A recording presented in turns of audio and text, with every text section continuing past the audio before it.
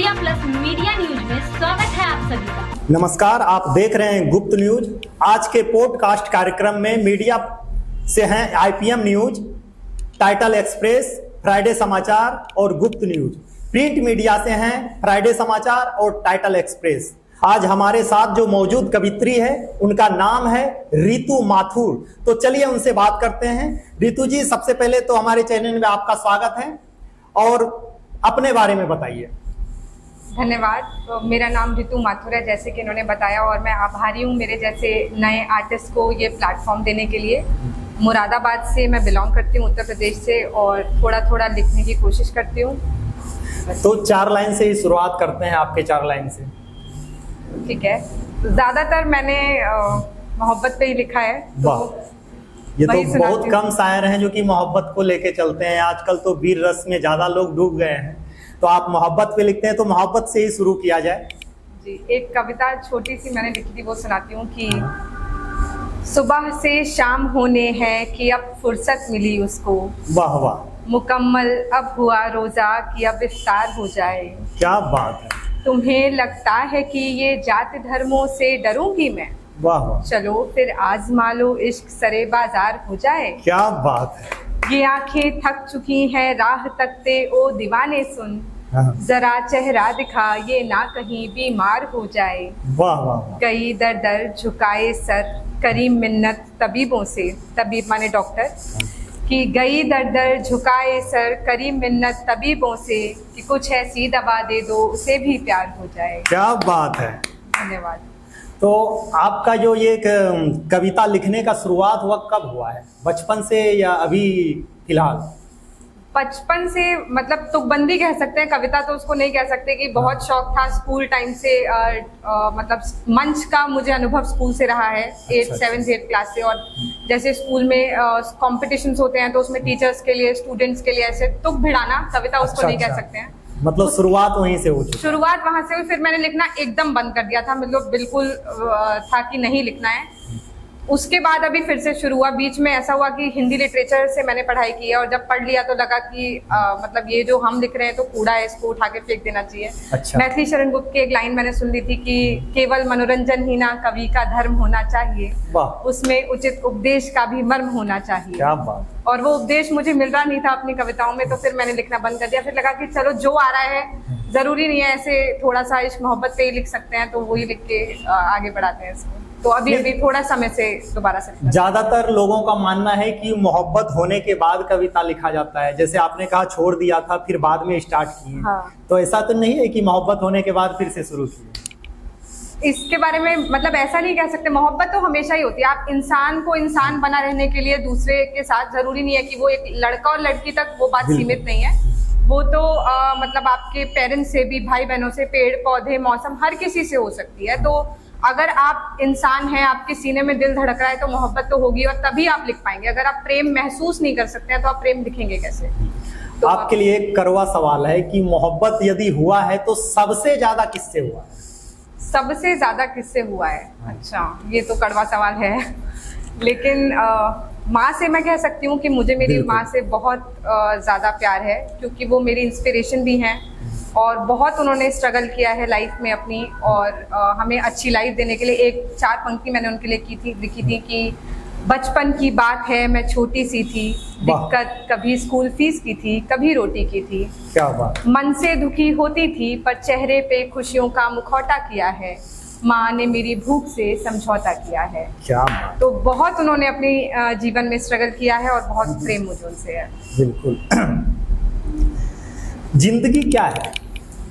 जिंदगी चलने का नाम जिंदगी है। चलते रहिए आप। तो जैसे चलती का नाम गाड़ी है। अगर आप चलते रहेंगे और रुकेंगे नहीं, आपके जीवन साथी की तरह है। आपकी जितनी अच्छी अंडरस्टैंडिंग लाइफ के साथ बैठेगी उतनी ही अच्छी आपकी कटेगी, आपको लाइफ कटेगी। मतलब ऐसा नहीं है कि कमियां जैसे है कि इंसान में होती है, वैसे जीवन में भी आने वाली है। हम ये सोचे कि सारी चीजें परफेक्ट होगी लाइफ में, तो वो नहीं होने वाला। वो तो मतलब ऊपर नीचे तो हमेशा रहना ही है। यदि राजनीति की बात किया जाए तो उस पे भी कोई शायरी लिखते हैं या राजनीति में जाना चाहते हैं?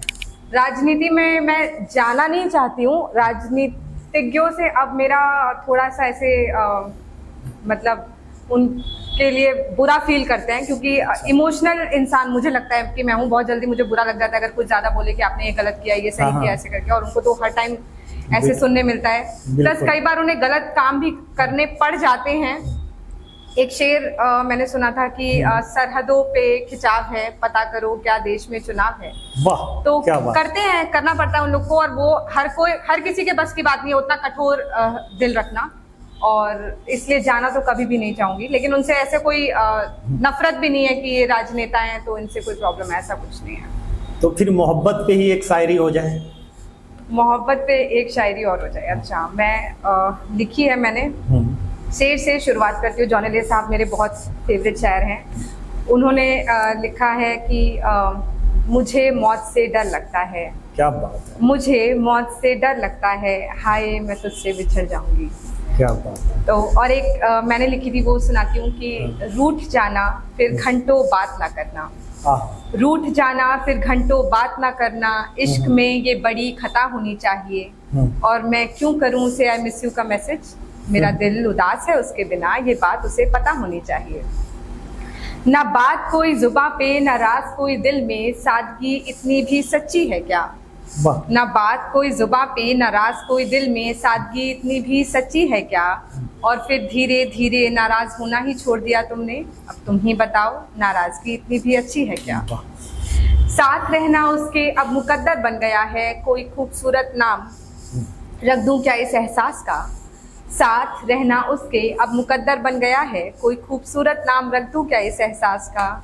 और फिर धीरे धीरे उसने कहा, जी भर के प्यार करना चाहते हैं तुम्हें, हम नादान खुश हो बैठे, अंजाम न सोचा जी भर जाने के बाद का। कोई कवि या कवित्री जो आपका सबसे फेवरेट हो। जैसे कि मैंने अभी बताया, जॉन एलियट साहब मुझे बहुत पसंद है। अगर और का नाम लेना चाहूँ तो मैं गालिब बता सकती हूँ कि वो बहुत गहरा लिखते हैं, बहुत अच्छा लिखते हैं। इतना ज्यादा गहरा कि कई बार समझ भी नहीं आता, थोड़ा सर्च करना पड़ता है। नई जनरेशन में भी कुछ शायर हैं जिन्हें मैं बहुत सुनती हूँ। एक कुशल दौनेरिया शायर हैं, वो नई जनरेशन के बहुत अच्छा लिखते हैं। इशिका चंदेलिया हैं, बहुत अच्छा लिखती हैं। और भी बहुत है, सबके आप नाम नहीं ले सकते, इंस्पिरेशन सबसे। तो आपके लिखा हुआ नए जनरेशन के लिए कुछ शायरी हो तो। नई जनरेशन के लिए कुछ शायरी। हाँ। ऐसे हर जनरेशन में सेम है, अगर जिसको बहुत ज्यादा जब आप अटैचमेंट फील करते हैं तो वो आपकी कंडीशन सेम ही हो जाती है।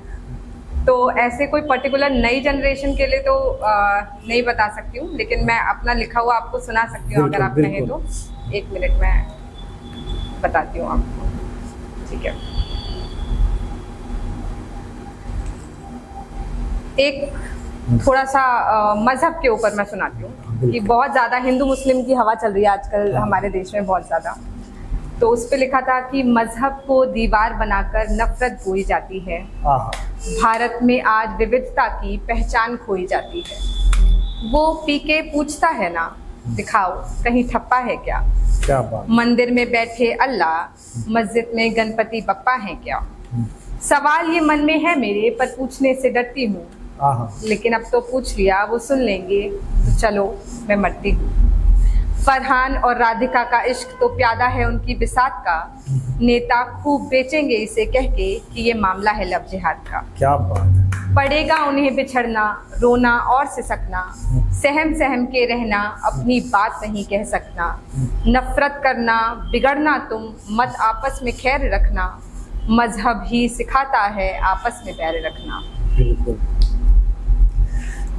सुनते हैं कि नए जनरेशन के लोग प्यार में ज्यादातर मतलब अपने आप को बर्बाद कर लेते हैं, ये कहाँ तक सही है। ये बिल्कुल गलत है। प्यार में अपने आप को बर्बाद कर लेना, कहीं से भी किसी भी चीज में अपने आप को बर्बाद कर लेना, लाइफ आपको एक बार मिलती है, दोबारा नहीं मिलने वाली। किसी को मतलब ऐसे कोई स्टैम्प पेपर पे नहीं लिख दिया है कि आपका पुनर्जन्म होगा ही होगा और अच्छी लाइफ मिलेगी। तो एक बार की लाइफ को वेस्ट नहीं करना चाहिए। मुझे लगता है नई जनरेशन के साथ थोड़ा प्रॉब्लम ये है कि एक्सपेक्टेशंस ज्यादा हैं, कि वो चाहते हैं कि आपका पार्टनर परफेक्ट हो, लेकिन ये समझने की जरूरत है कि पार्टनर परफेक्ट नहीं हो सकते, आप भी नहीं है, कोई भी नहीं हो सकता। और कल ही मैंने एक शेर सुना था, वो मैं आपको सुनाती हूँ। किसी अनजान शायर का शायर मुझे याद नहीं है, कि वो अच्छा है तो बेहतर, बुरा है तो भी ठीक है। वो अच्छा है तो बेहतर, बुरा है तो भी ठीक, मिजाजे इश्क में ऐबे यार नहीं देखा करते। क्या बात है। तो आपको तैयार रहना चाहिए इस बात के लिए कि वो जैसे भी आपको उनके साथ कदम, एक कदम आप चलेंगे 4 कदम वो चलेंगे, वाइस वर्सा भी, तो ही लाइफ कटेगी। आपको कभी किसी से धोखा मिला है? धोखा मिला है को मतलब मैं ऐसे कोई पैरामीटर नहीं है जिससे आप डिफाइन कर सके कि धोखा ही है या कुछ, तो हाँ शायद दिया भी होगा मिला भी होगा, ऐसे वाला है। लेकिन नहीं, आपको फील हुआ हो कि उसने हमें धोखा दिया? धोखे जैसा सही बताऊं तो इतना फील नहीं हुआ कि धोखा दिया है टाइप्स, ऐसे तो नहीं है। अच्छे लोग मिले लाइफ में, दोस्त अच्छे मिले, ऐसा धोखे वाला। आपका सबसे फेवरेट दोस्त कौन है? सबसे अच्छे दोस्त कौन है? सबसे अच्छे दोस्त कौन है, ये एक शेर से मैं बताना चाहूंगी आपको। मनोज मुंतशिर साहब का एक शेर है, बिल्कुल। और उसको थोड़ा मोल्ड करके सुनाती हूँ कि मेरी शान जिंदा है, राखी की वो कलाई जिंदा है। वाह वाह। मेरी शान जिंदा है, राखी की वो कलाई जिंदा है, कयामत भी आ जाए तो मेरा क्या बिगाड़ लेगी, मेरा भाई जिंदा है। वाह।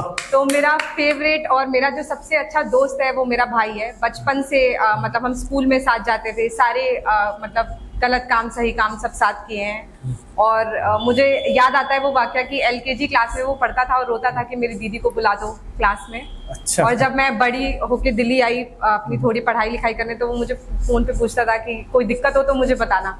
तो वो जो मतलब वो बॉन्ड फ्रॉम की कोई दिक्कत हो मेरी दीदी को बुला दो, टू कोई दिक्कत हो तो मुझे बताना, ऐसे वो मेरा छोटा भाई है पर ऐसे वो मेरा बाप है। तो वो मेरा सबसे अच्छा दोस्त है। तो इस कविता में आपके फैमिली से कितना सपोर्ट मिल रहा है कि आप कविता लिखो और मंच पर करो?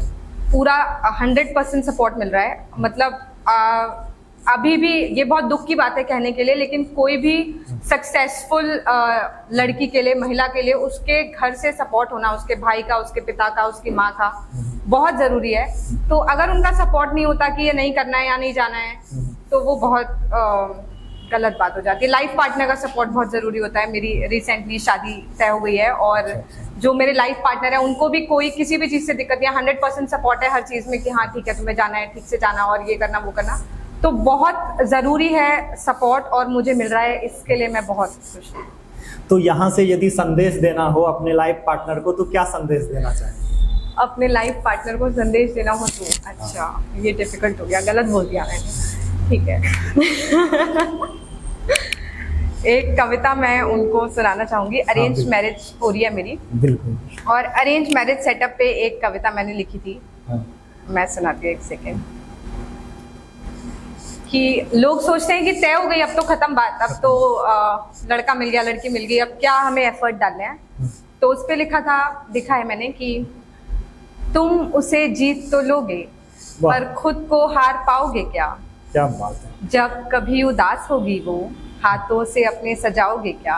क्या बात। इश्क में उसके डूबने की कोशिश तो करोगे ना, या ये 7 फेरों को ही शादी मान के रह जाओगे क्या? क्या बात है। जबरन हुए मिलन का होना बुरा अंजाम है, ये कोई छोटी बात नहीं है, ये तो महासंग्राम है। भावनाओं पर इच्छाओं पर लग जाना पूर्ण विराम है, अगर वो दिल ना दे तुम्हें तो उसे छूना हराम है।